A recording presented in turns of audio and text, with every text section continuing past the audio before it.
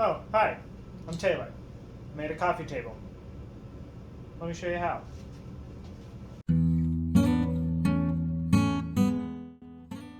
As much as I'd like to pretend that I can just make a table from the back of my mind, no, in reality I always work from plans, and my favorite tool for doing that is SketchUp. So here I went in and created a 3D model of the table.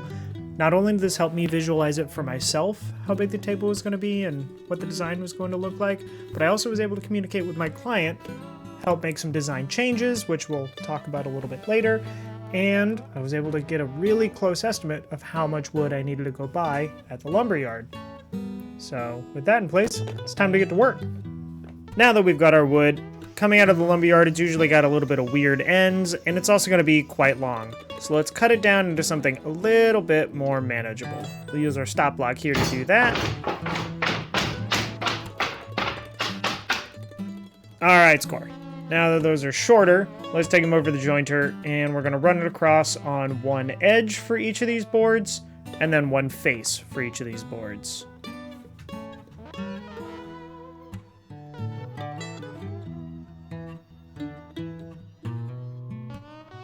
Now the reason we're going through all of this jointing work is because when we get this wood from the lumber yard, it's surfaced on 3 sides. That's the top, left, and bottom, but you see this rough edge here still is not at 90 degrees to either of the faces. So we need to flatten out one side and one face so we have clean 90-degree angles to reference when we run them through the table saw and the planer. Speaking of the planer, we're now going to run our boards through this guy so that we've got nice parallel faces, and we have the board set to our final thickness. Ooh, look at that nice smooth wood. So clean, so parallel. Okay, now we've got our boards milled up so that they are flat and parallel on these sides and squared on this edge. Now the only thing left to do is get them the right width.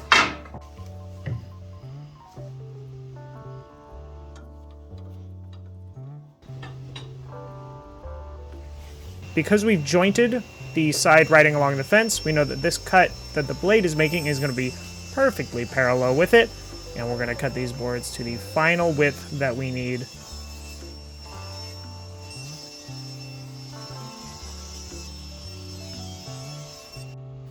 Alright, at this point we've got legs all cut, well, most of the wood for the legs cut to length, but obviously we want the legs to be squares that are about 3 inches wide like this, and don't quite have enough boards to perfectly do that. So I need to take some of the offcuts for one of them because we're going to be tapering the leg. We'll be able to glue those up.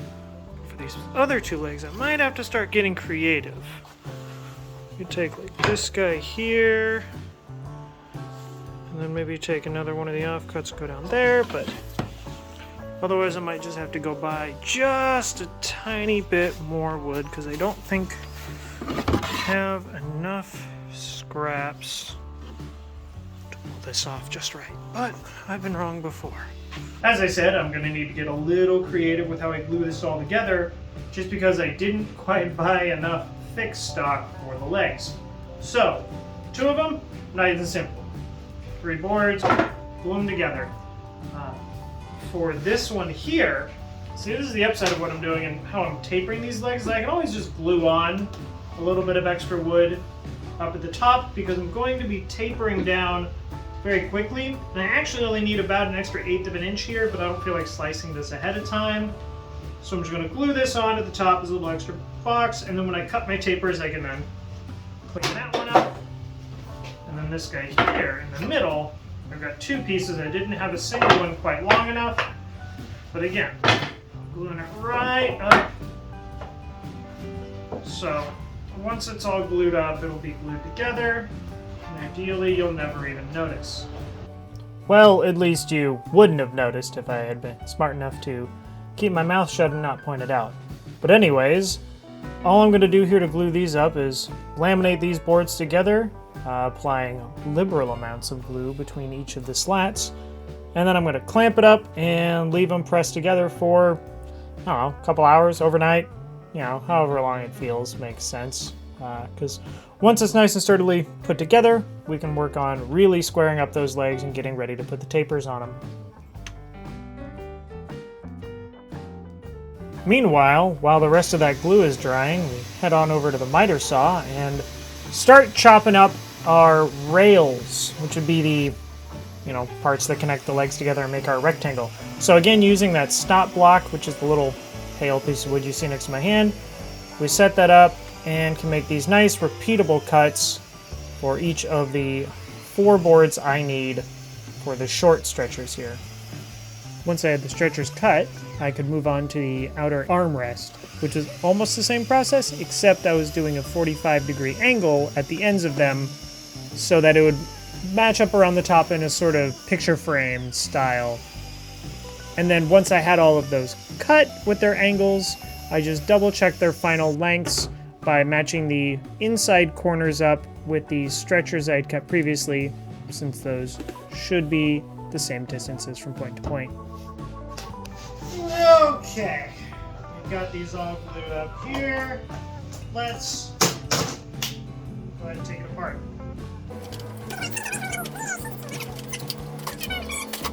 I got loads of them. Oh, look at that. Beauty. Nice, solid legs.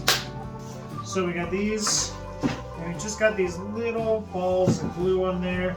We're going to take a nice sharp chisel and knock those off so they're not sending that through our jointer. Whatever. Through the jointer. Helps having a nice, very sharp chisel because then these glue bits slice right off, super easy.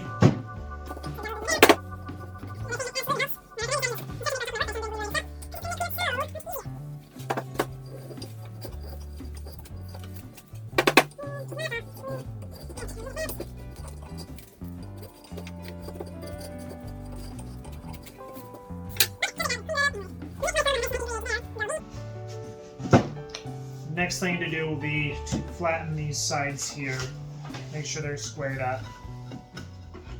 Okay, so next thing is to take my plane here, and we're going to need to flatten this surface.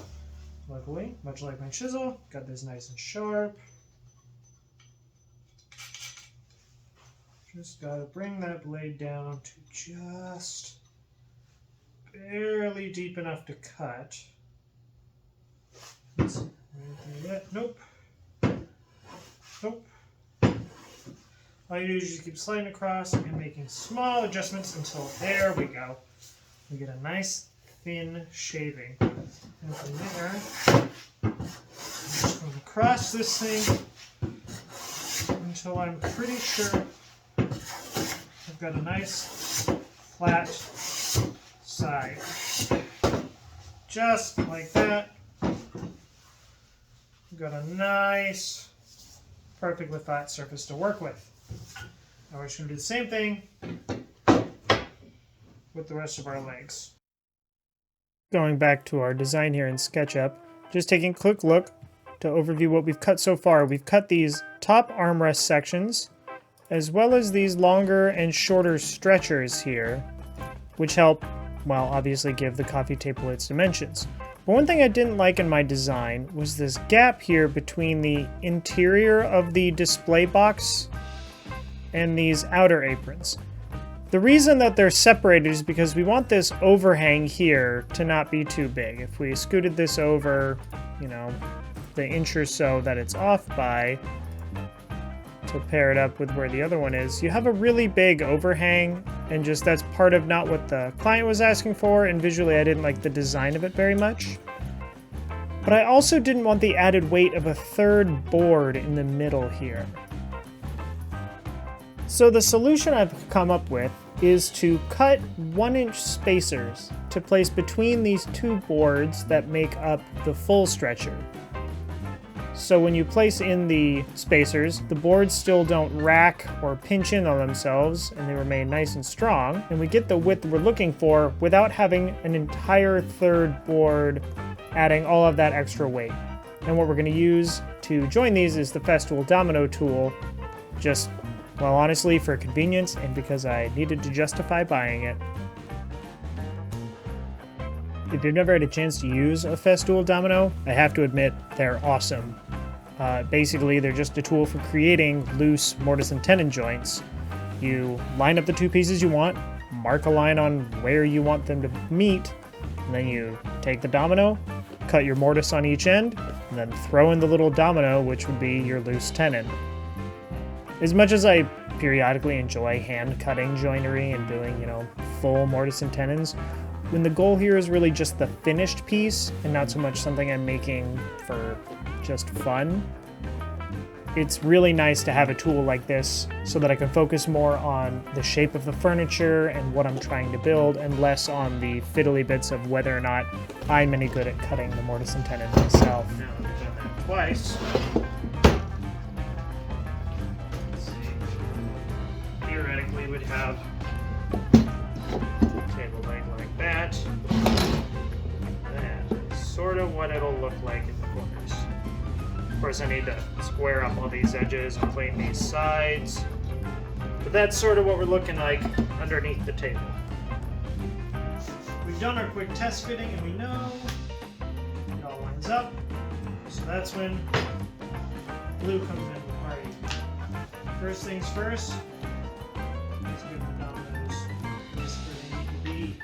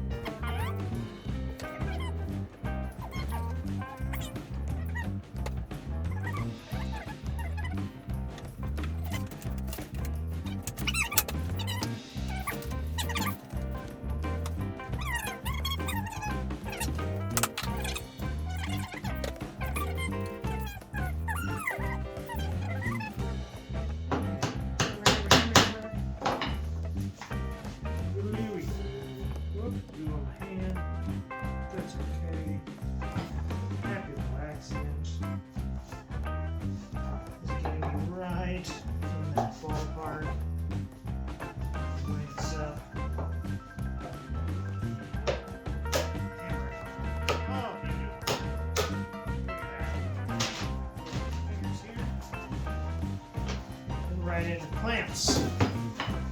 We're going to have some clamping pressure from the get-go. Line our two best friends up and bring the clamps home. Now, let's do the same thing. These guys, the big ones. I'm going to do that off camera. Okay, we're in great shape here. We've got our four, I'm going to call these skirts. I'm going to keep calling them skirts with a border around the table. We've got our four legs. You can see we got these all same height, nice and flat and square. So glue is going to be a breeze once we get to that stage. One thing that is not quite done yet is making sure these are all the exact same length after the glue up. So there's tiny little bits of overhang here, which we'll clean up on the four skirts. We'll just clean up.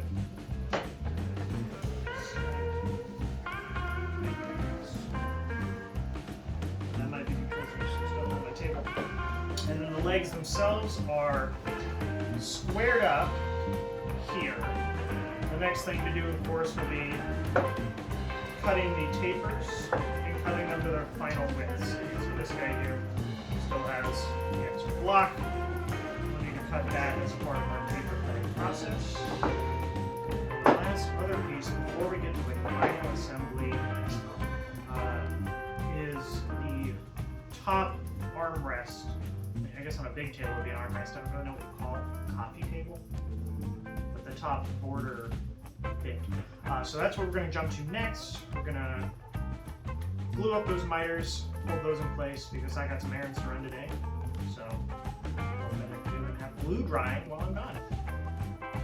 So much like earlier, the point of these dominoes is not to add structural integrity, it's really just to help maintain alignment so that the corners that I glue together don't shift up and down or anything like that, so it maintains a nice smooth surface around the whole corner. And just like last time, it's really easy. I just lined up the two corners, drew a line across each piece, and then dug out the mortise holes using the domino tool. And then once I had those holes carved out, again, I just fit the two pieces together with the dominoes. And once the dominoes are placed inside of the corners, it really is just as simple as sliding the two pieces together like Lego bricks, and boom, you have a nice flush 45-degree mitered corner. Once you get those dominoes cut 1, 2, 3, 4 times, you can start sliding in the little domino biscuits into each corner. Just plink, plank, plonk, and you can start fitting it all together. And once you just apply a little pressure, and off camera, of course, apply a little bit of glue, you end up with a beautiful 90-degree in each corner mitered frame for the top of your coffee table. With the top of the table more or less all cut to length and ready for assembly, I then moved back to the legs. So here I marked a line on two sides of the leg and brought it over to the bandsaw to cut the taper. Following that line closely but leaving enough room for some sanding later, it was simple enough, just following a straight line. And then once I had cut one side, I had to tape the side I had just cut off back on so that I could reference a flat surface on the table that I'm cutting across. And then I just followed the corresponding line for the other half of the taper. Once those were done, it was ready to move back to the workbench to smooth out those cuts. Alright, we've got our legs cut and rough tapered. Now, the fun part, where I'm going to take this plane, and on here I've marked lines already. I'm basically going to be planing down to those lines. It's going to take forever, and there are powerful ways I can go about this. I don't trust them enough because they don't have, well, I don't trust myself with them enough because they require a level finesse with those tools that I do not believe I possess. So, now I get to reset this. What's going on here?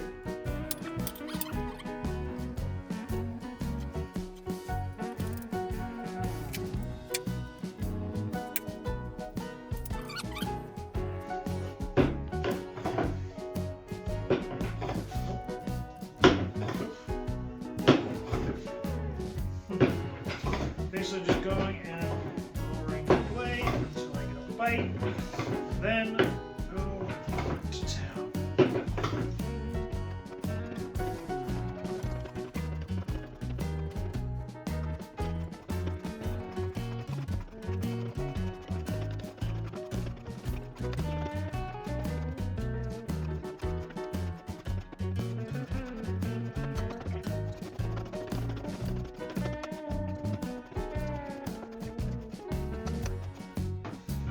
One side and one leg down. Okay. On the next side. I'm going to spare you all watching me do all of this. But believe me when I say it's this. I'm doing this now. One eternity later. Okay.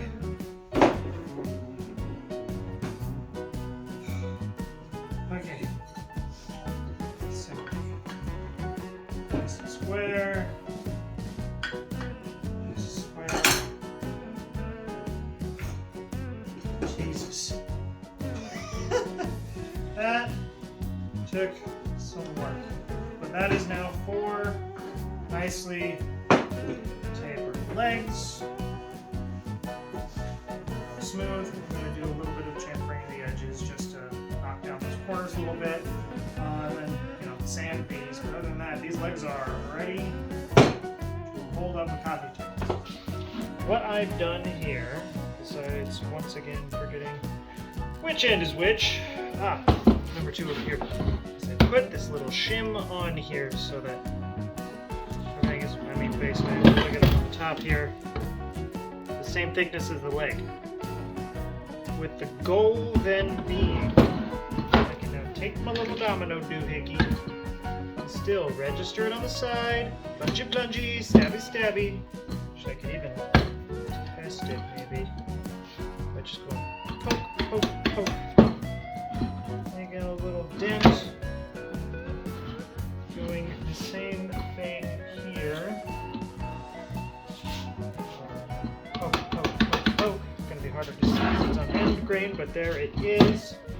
We've got it. It looks pretty damn close to dead center in the wood. I don't know where the camera's pointed, but it should now be, and this is hard to tell, those little holes should be lined right up with each other. Oh, I'm really optimistic here, but I think it's going to work. I think it's going to work. And if it doesn't, well, I tried. And that's what really matters. Only way to start is by starting. So let's get down to business.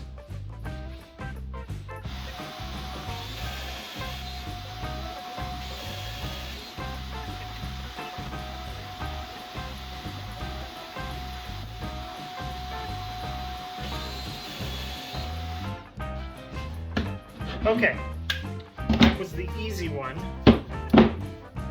Looks like that's landed right where I hoped it would. That's great.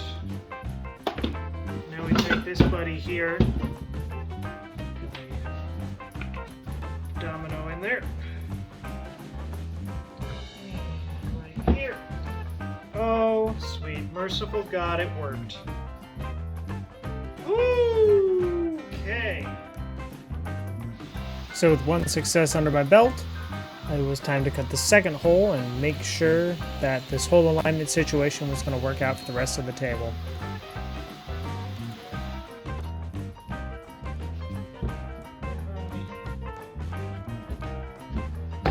Oh, sweet.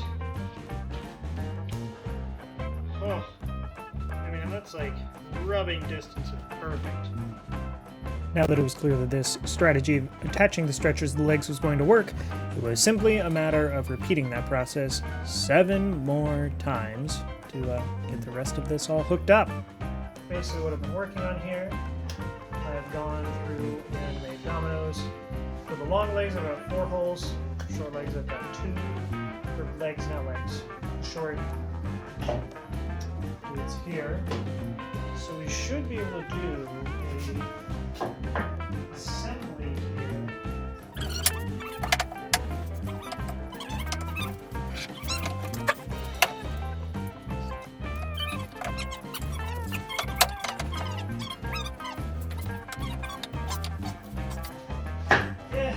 Voila. Then we can just take the top, what I'm calling armrests, pop that on there, bada bing, bada boom. Now that it was clear that all the pieces were going to fit together and everything was looking great, the last step before applying finish and assembly was of course sanding. Just so much sanding. Moving through the grits, starting at 120, going up to 150, then 180, and for the high touch parts like the very top of the table and some of the other parts went up to 220. Yeah, just using a spindle sander, and then once I had everything nice and smooth and flat, I knocked down the edges by hand just so that the corners of the table aren't sharp enough to cut you, because nobody wants to get cut by a table. And once everything was sanded nice and smooth, it of course is finally time to begin final glue up and assembly. So here I'm opting to not finish any of the parts before I assembled it, but that's because there are still a few rabbets and other finishing touches knew I would need to cut into it once it was assembled for getting the acrylic top and the plywood base installed.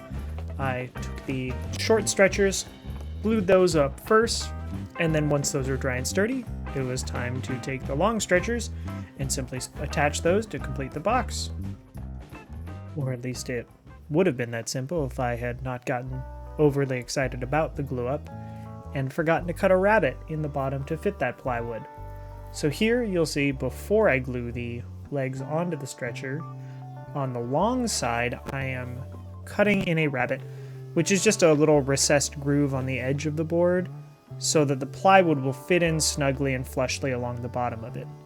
I had meant to do it on the short side as well first, but instead now I have to do it while the legs are glued on and then chisel out the edges so that the rabbet goes from one leg to the other. So I had to do a little bit of cleanup manually on these corners here because I was silly and glued it before I routed it, but the process was mostly the same as with the longer legs you saw me do.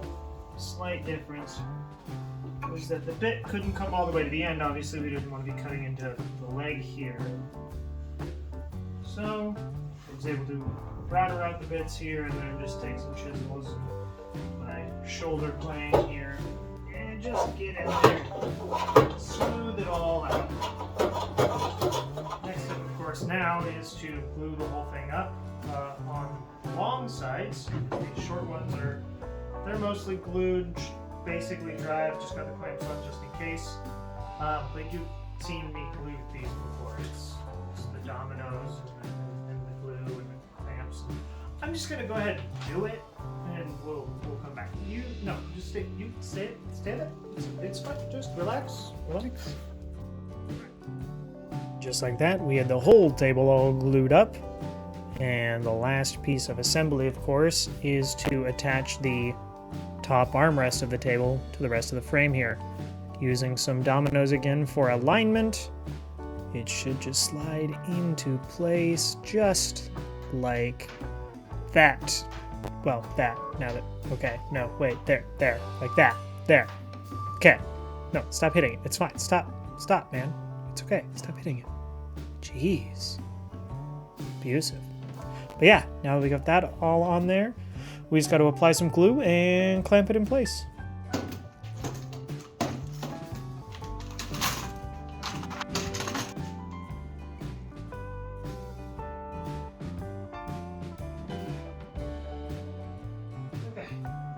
The best part, of course, is my new self-applying clamps. You screw on the first one, and they all follow suit. Okay! Two bits of excellent news. I have found an acrylic sheet, which, don't worry, underneath this blue plastic is clear plastic, which will be able to serve instead of having to wait for tempered glass to show up in like a month and a half. And I found out that the plywood bottom that is still missing should be here by Friday. Today's Wednesday. It doesn't really matter. It just means it'll be done sooner than I thought. So I'm going to now route out the chamfer using the same bit as last time, but set to a depth of 1/4 of an inch. Using my little depth guide here. You can see it's right where it's supposed to be. I don't know if you can actually see that, but set the depth I need. Yes.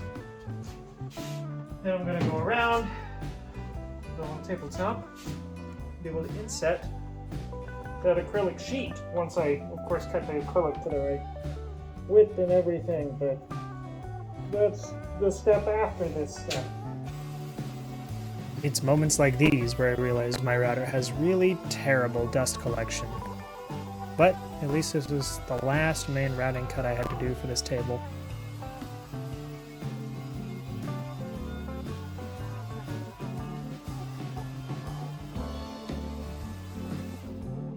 Of course, the downside of using the router to go around it is that it leaves these rounded corners. So I'm just going to need to take my chisel and square those up.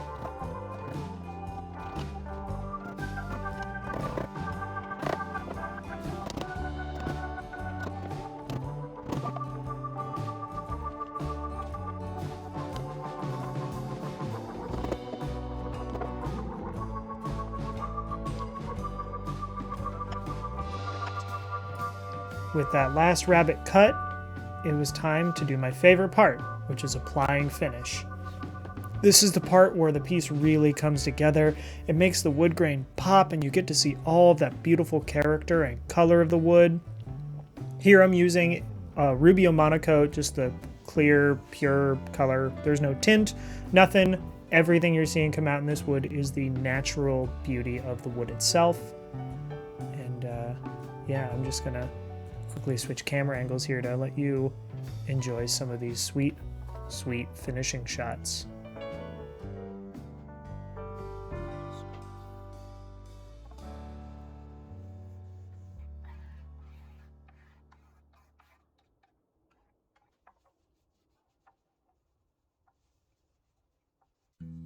Ah, isn't that so lovely? Okay, so that means the last step is to get the acrylic top and the plywood bottom cut. So for the acrylic, this is my first time cutting acrylic on a table saw, so it had me a little bit nervous, but applying some tape on the cut line and going nice and even and slow with the blade seemed to work just fine.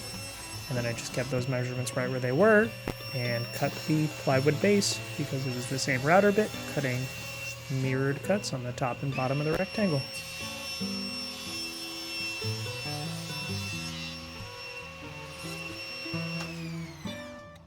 And now that we've got those pieces cut to length and width, we have just enough time in this video left for one more bit of wonderful, wonderful finishing action shots here. God, I love the look of walnut. Anyways, I just then drilled some pilot holes through the base of the table and the stretchers that it'd be attaching to, and sunk some wood screws in to attach it permanently. Well, semi-permanently. That's the point of the screws, right?